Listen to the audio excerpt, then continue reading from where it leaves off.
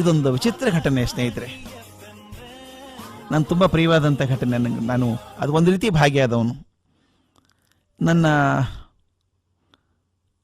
ಅಕ್ಕನ ಸ್ನೇಹಿತೆ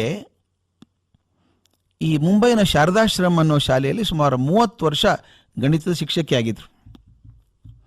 ಸಾಮಾನ್ಯವಾಗಿ ಆ ಶಾಲೆಗೆ ಬರೋರು ಮಧ್ಯಮ ವರ್ಗದ ಮಕ್ಕಳೇ ಬರಬೇಕು. ಶ್ರೀಮಂತರ ಮಕ್ಕಳೆಲ್ಲ ಬೇರೆ ಬೇರೆ ಕಾನ್ವೆಂಟ್ಗೆ ಹೋಗೋರು. ಶಾರದಾಶ್ರಮ ಸಣ್ಣ ಶಾಲೆ ಇದು. ಆಕೆ ಯಾವಾಗಲೂ ಹೇಳ್ತಿದ್ರು ಮಕ್ಕಳ ಕಡೆ ಬಂದಾಗ, ಅಯ್ಯೋ ಮರಾಯ, ಈ 9ನೇ ಕ್ಲಾಸಿನ ಮಕ್ಕಳಿಗೆ 10ನೇ ಕ್ಲಾಸಿನ ಮಕ್ಕಳಿಗೆ ಗಣಿತ ಕಲಿಸೋದೊಂದು ಶಾಪ ಇದ್ದಂಗೆ ನೋಡೋದು. ಕ್ಲಾಸಿಗೆ ಹೋಗಿ ಗಣಿತ ಶುರು ಮಾಡಿದ ತಕ್ಷಣ ಮಕ್ಕಳಿಗೆಲ್ಲ ಜ್ವರ ಬಂದಂಗೆ ಆಗ್ತದೆ, ಮುಖ ಕಳೆಗೊಂದು ಕೂಡ್ತವೆ, ವಿಷಯ ಕಠಿಣ ಆಗಿತ್ತೋ ಕಲಿಸೋ ತಿಳಿಯಲ್ಲೋ ಗೊತ್ತಿಲ್ಲ, ಬಹಳ ಕಷ್ಟಪ್ಪ. ಅದು ಅಲ್ಲದೆ ನಾನು ಕಲಿಸೋಕೆ ಶುರು ಮಾಡಿದ ಕೂಡಲೇ ಹಿಂದಿನ ಬೆಂಚಲ್ಲಿ ಕೂತಿರ್ತಾರಲ್ಲ ವಿದ್ಯಾರ್ಥಿಗಳು, ಅವ್ರು ತೂಕಡಿಸ್ತಾರೆ.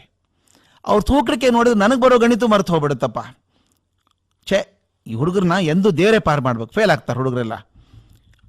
ಆದರೆ ತರಗತಿ ಮುಗಿದ ತಕ್ಷಣ ಸಾಯಂಕಾಲ ತಮ್ಮ ಕ್ರಿಕೆಟ್ ಕಿಟ್ ಹಿಡ್ಕೊಂಡು ಪಕ್ಕದಲ್ಲಿ ಶಿವಾಜಿ ಪಾರ್ಕಕ್ಕೆ ಹೋಗಿ ಕ್ರಿಕೆಟ್ ಆಡ್ತಾಯಿದ್ರು. ಅದ್ಭುತವಾಗಿ ಆಡ್ತಿದ್ರಂತೆ.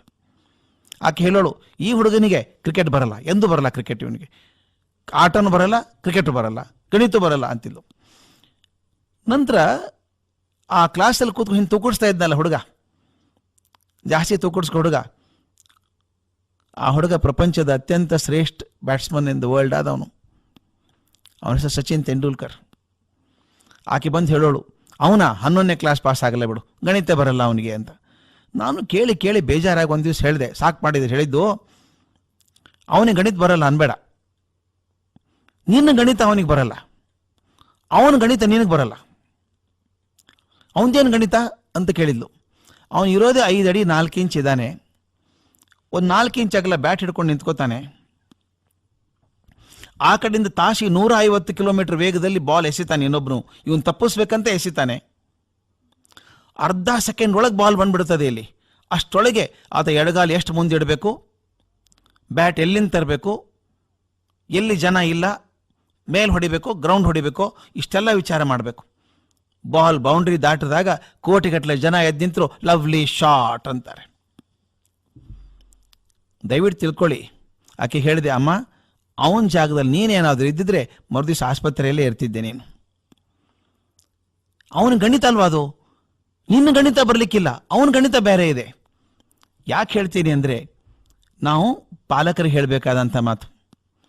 ಸಚಿನ್ ತೆಂಡೂಲ್ಕರ್ ಒಳ್ಳೆ ಕ್ರಿಕೆಟ್ ಆಟಗಾರ ಸರಿ, ಅವನ ಅಪ್ಪ ಅಮ್ಮನಿಗೆ ಋಣಿಯಾಗಿರ್ಬೇಕು ನಾವು. ಬೇರೆ ಪಾಲಕರಂಗೆ ಸಾಕೇನೆ ಕ್ರಿಕೆಟ್ ಆಡಿದ್ದು, ಕಟ್ಟಿ ಮೇಲೆ ಹಾಕು, ಕಟ್ಟದ ಮೇಲೆ ಹಾಕು, ಗಟ್ಟಿ ಹಾಕೋದು, ಗಣಿತ ಓದು ಅಂದಿದ್ರೆ ಪ್ರಪಂಚಕ್ಕೆ 2 ನಷ್ಟ ಆಗ್ತಿದ್ವು. ಮೊದಲನೇದಾಗಿ ಪ್ರಪಂಚಕ್ಕೊಬ್ಬ ಅದ್ಭುತ ಕ್ರಿಕೆಟ್ ಆಟಗಾರ ಸಿಗ್ತಿರಲಿಲ್ಲ. ಎರಡನೇದಾಗಿ ಬಹುಶಃ ನಮಗೆ ಕೆಟ್ಟ ಗಣಿತಜ್ಞ ಸಿಗ್ತಿದ್ದ. ಎಲ್ಲರೂ ಹಾಗೆ ಮಾಡಬೇಕು ಅಂತಿಲ್ಲ, ಎಲ್ಲರೂ ಸಚಿನ್ ಆಗೋದಿಲ್ಲ.